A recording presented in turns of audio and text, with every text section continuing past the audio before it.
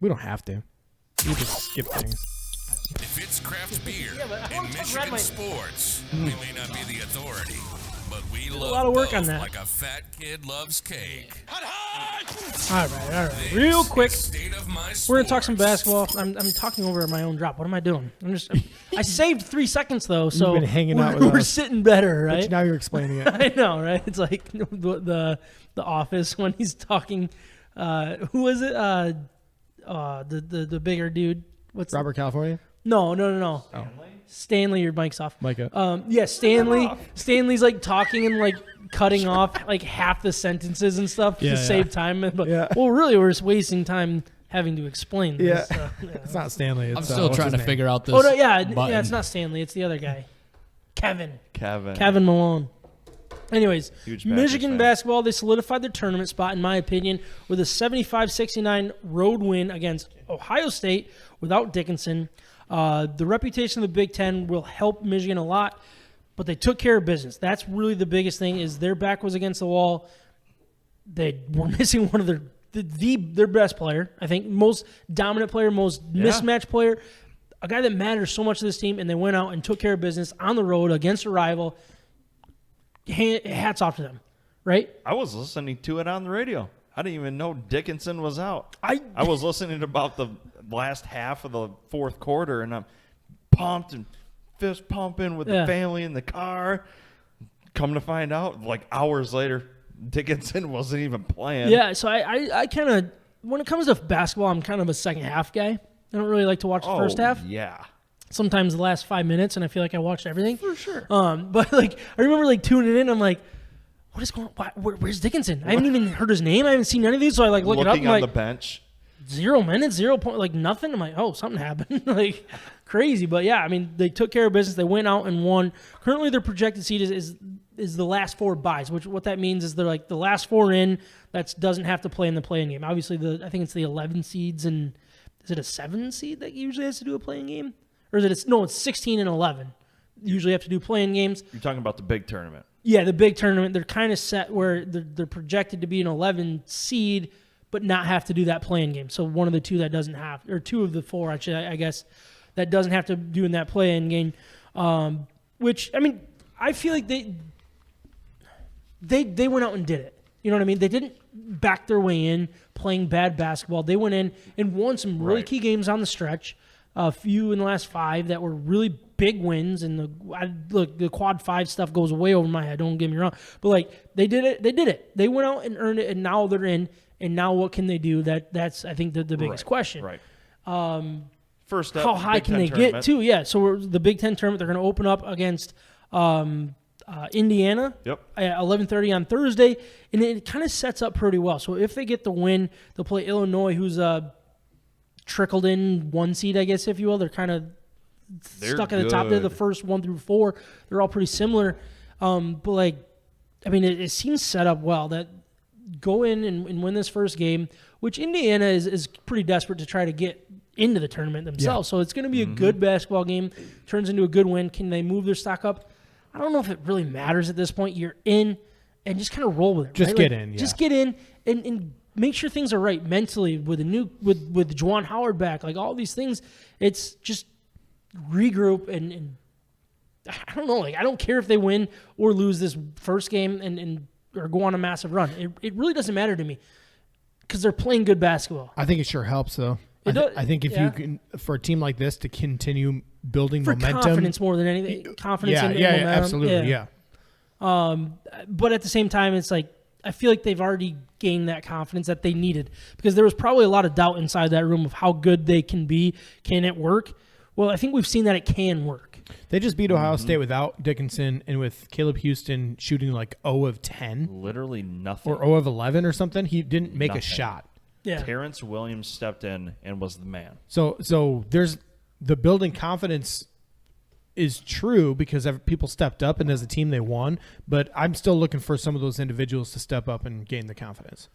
Trav, did you have any thoughts on Michigan before we turn it over to Michigan State? Yeah, I do. I'm pretty excited to an extent, but I do think they have to win the game against Indiana. I'm not talking national championship or anything. To get in?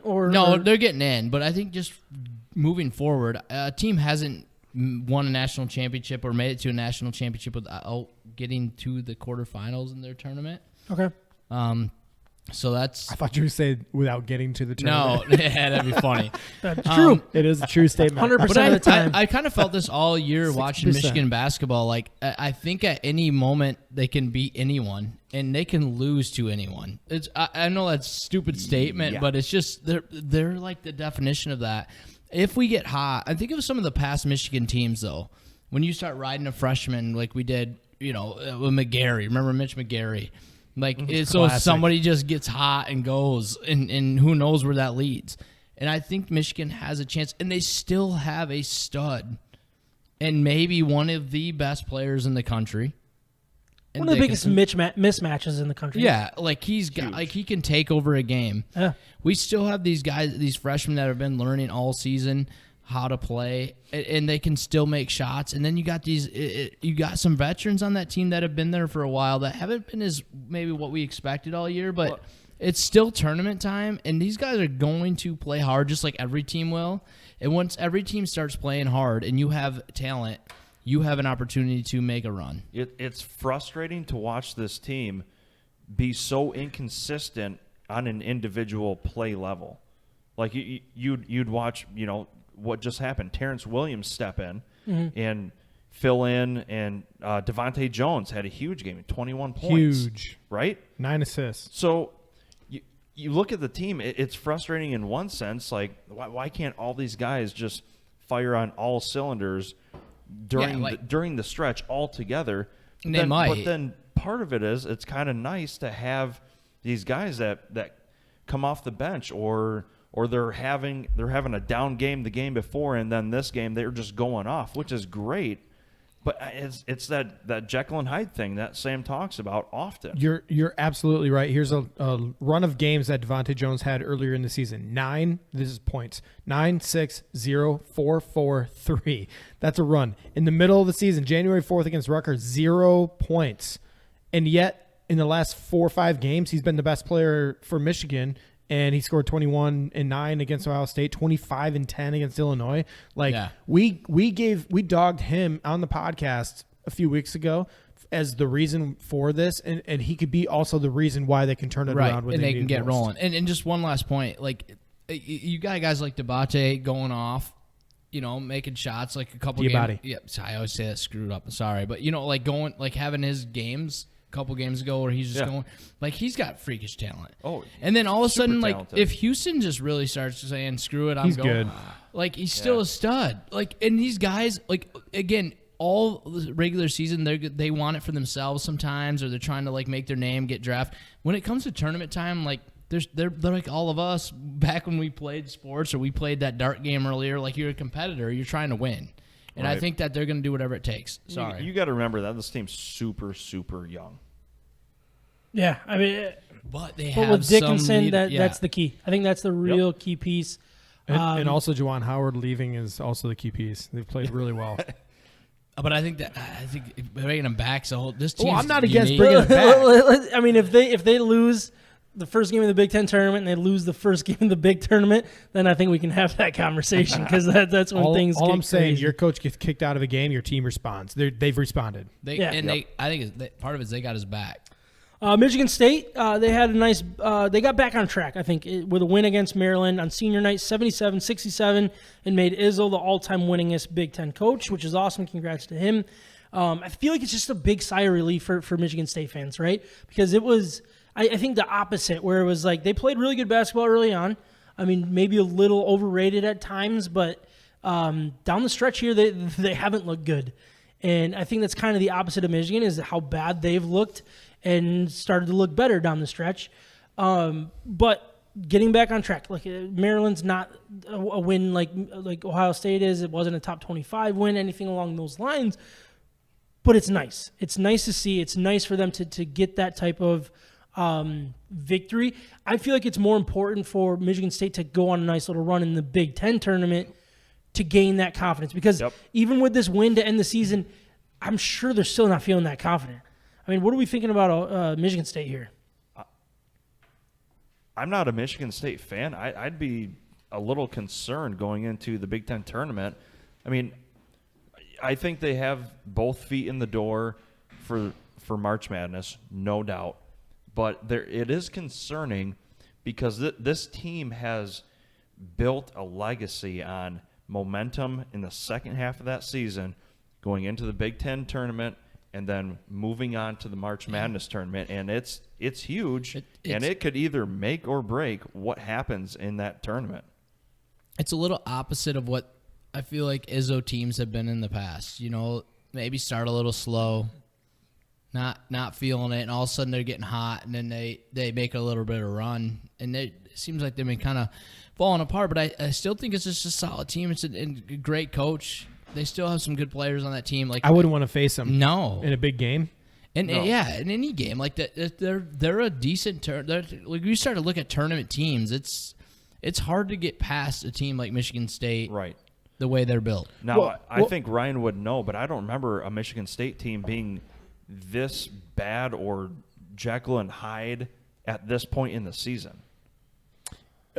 In recent years, they've had some leading in, which is the opposite of what you'd expect out of an Izzo team. It's always March. They're turning it around and starting to play better. But this has been different because they have so much veteran leadership with seniors and juniors. I mean, like Bingham, Joey Hauser, Walker came in and is supposed to be the point guard of this team. Malik Hall and Julius Marble, like these are all third-year players in a program that is just relies on this like veteran leadership type of attitude and hard-nosed, tough basketball. These guys have that, and yet the results aren't there backing up what you'd normally see. So that's kind of the Jekyll and Hyde when you're talking about, or the weird, inconsistent play. You would expect different because of the makeup of the team. Like they shouldn't be going through these, extreme highs and extreme lows because of the veteran leadership. But because of that, also, they're not going to get flustered in these situations in a March Madness type of atmosphere, too. They've been there, done that. Right. I still see them as dangerous. I do. They're dangerous. Sweet 16 team, in my mind, for sure, wherever they end up because of that alone. Yeah. Also, I do want to say, like, how funny it is that, Izzo, I think it was the same night as Duke played in their last game at Cameron Indoor with Coach K, and they lost to North Carolina. Yes, and he's out there. K. Yeah, no, and he's out there saying like, hilarious. and he's like, what did he say? Coach K? Yeah, he's like unacceptable. Yeah, unacceptable. This is unacceptable. He's but like, it's not been an unacceptable season. Everybody's like, yeah. It's like, oh, that's the worst speech I've ever heard. Yeah. I can't stand Coach K. I feel like he's one of the fakest guys since Really? Russell He's a Wilson. goober. I think he is too. I do not like him. I love how people give him credit for turning around Team USA basketball with with LeBron, Kobe, and like this legendary team. Like it was a hard thing to do. Yeah, he has this. I could have coached. Like that team. we easily could have coached that team. Yeah. I'd be like LeBron. Sam's like, go whatever score you wanna- points. He has a story about like how Kobe said, "I want to guard Ginobili when it matters most." It's like, Okay. Sure. Kobe against Ginobili. Like I'm going to take Kobe every time. Like that's Yeah. that's a terrible story. It doesn't mean anything. And You're a terrible coach. I said yes. Yeah. Okay. Yes, sir. And he did good. Well, It's like- he's Kobe. Yeah. So currently we didn't get into the projections right yet No. so currently they're projected as a number 8 seed. 8-9 matchups are generally pretty tough, and I sit back and I wonder, like, so as the 8 seed you win, right? What do you get rewarded for? Playing a 1 seed, and I'd sit and obviously you'd rather be playing an easier team in the first round. I get all of that, like comparing Michigan State with 11-5, or is it 11-5 or 11-6? 11-5. 11-5. It's like, yeah, you don't want to play a fifth overall seed, but it's like that's like where all of the upsets happen. If I were Michigan State, I'd be like, I don't want to be the 8-9, 5-12, 6-11. Okay, but I don't want to be 8-9 and play 1 seed in the second game, Yeah. right? Like that just doesn't set up very well for them.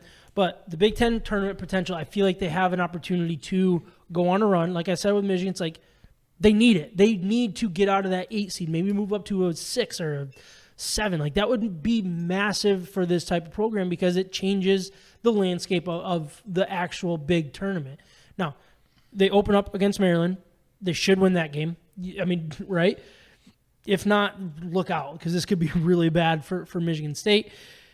But then they get an opportunity against Wisconsin, who has been struggling lately. They could turn this into a nice little run and move themselves up. What do you guys think with this matchup here in the Big Ten tournament? Not that we really care who wins, because they all are getting in, right? Like all of the Big Ten teams are. We already know who's getting in.